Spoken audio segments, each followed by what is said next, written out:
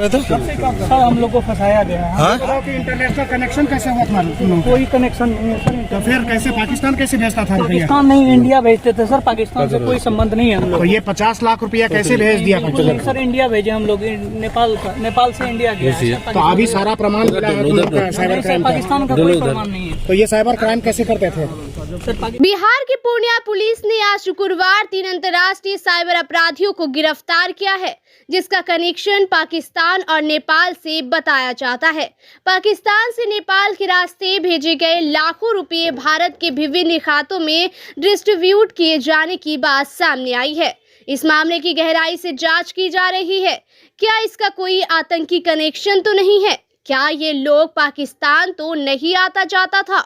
इनका किस किस से मिलना है? इसके गिरोह में और कौन कौन लोग हैं? सभी मामलों पर पुलिस जांच कर रही है। जांच के बाद कई तरह के खुलासे सामने आ सकते हैं।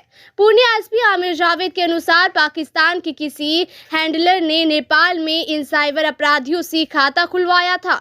उस खाते में पाकिस्तान से 50 लाख रुपए भेजे गए थे। इसके बाद नेपाल के उस खाते से भारत के अलग अलग खातों में रुपए भेजे गए थे।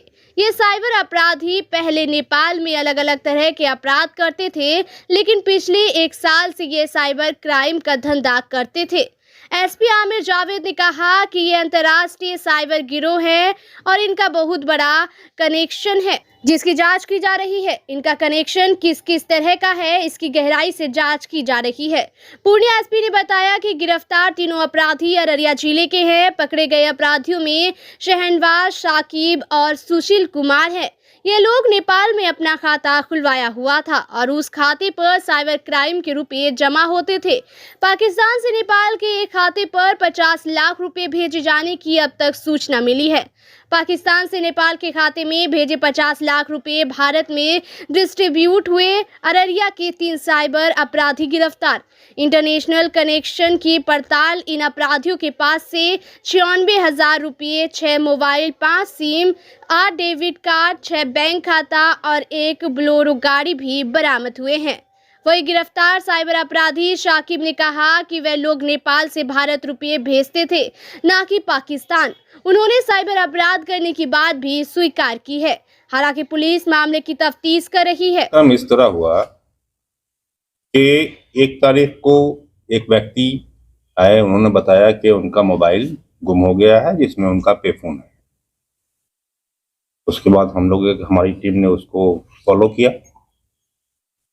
पे फोन से उनके फ्लिपकार्ट के माध्यम से कुछ सामान ऑर्डर किया गया। तो हमारी टीम ने रेकी करके जो फ्लिपकार्ट से सामान आने वाला था उसको इंटरसेप्ट किया।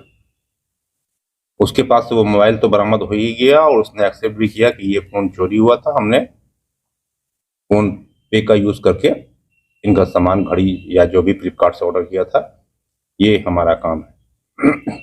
लेकिन जब इसको हम लोगों ने इन्वेस्टिगेट किया पूरी चीज़ को, तो ये एक बृहद साइबर फ्रॉड का एक छोटा भाग निकला। साइबर फ्रॉड इस तरह से था कि ये जो 3 आदमी पकड़ाए हैं अभी अररिया के, शहनवाज, साकिब और सुशील, ये तीनों पहले मटर का काम करते थे नेपाल से। उसके बाद पिछले 1 साल से ये मटर का काम छोड़ करके साइबर फ्रॉड में शामिल हो गए। और मजे की बात यह है कि इनका हैंडलर पाकिस्तान में बैठता है। वो वहां से पाकिस्तान से उसने अकाउंट प्रोवाइड कराया इनको। ये नेपाल जाकर के इन्होंने नेपाली व्यक्तियों से अकाउंट खुलवाया। पाकिस्तान के माध्यम से उस नेपाली अकाउंट में पैसा आता था।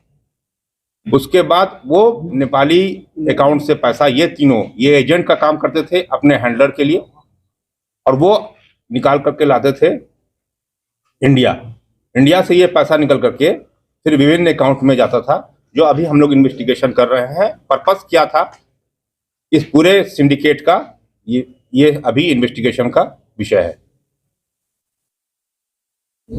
ये तीनों अररिया से बोल रहे हैं सर? ये तीनों जलालाबाद के आसपास पकड़ाए हैं, जहां वो फ्लिपकार्ट का सामान लेने के लिए गए थे, लेकिन रहने वाले अररिया के हैं।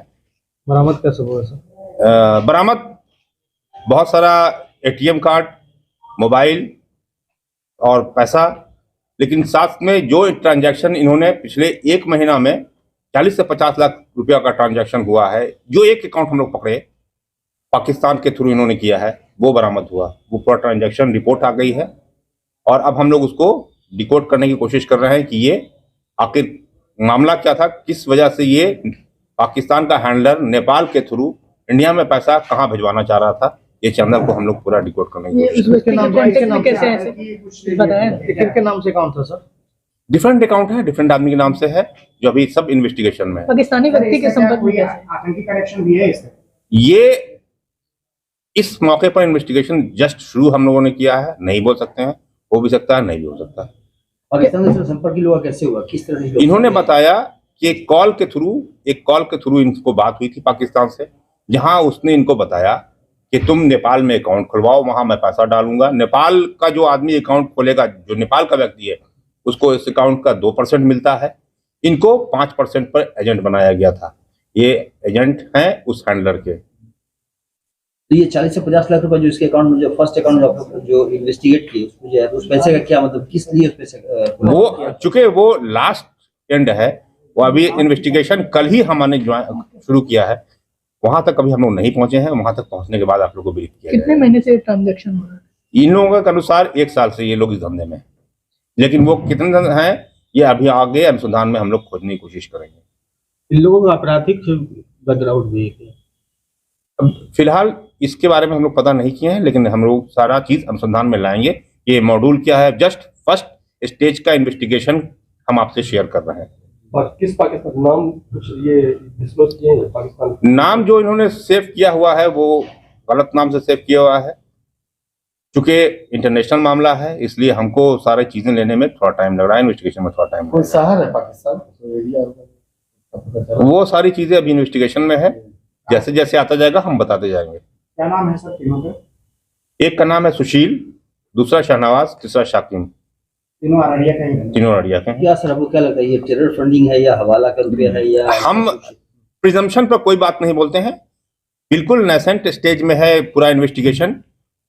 अभी जो इन्वेस्टिगेशन में बात आई है हमने आपके साथ शेयर की, आगे जो चीज आएगी इन्वेस्टिगेशन में फिर आपसे शेयर की जाएगी।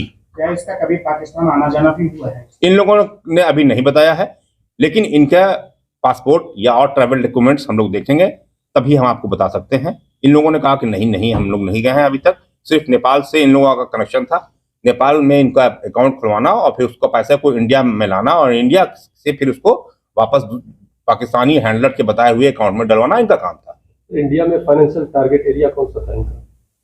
ये नेपाल, टोटल नेपाल। सारा यूपीआई से सारा काम हो रहा था, पेटीएम यूपीआई से ही हो रहा था, टोटल काम इनका हो रहा था उससे। बैंक से नहीं हो रहा था? नहीं, वो एक्चुअल में अभी जैसा मैंने आपसे पहले कहा कि मैं फर्स्ट स्टेज है, सिर्फ 1% ही इन्वेस्टिगेशन कर पाया हूँ इसका। क्या पाकिस्तान में कोई लोग इससे मिले थे नेपाल में? इन्होंने तो बताया कि नहीं, कभी मुलाकात नहीं हुई है, सिर्फ मोबाइल पर व्हाट्सएप चैट होती है। कितने दिनों से ये धंधा चल रहा है? इनके बताने अनुसार 1 साल से।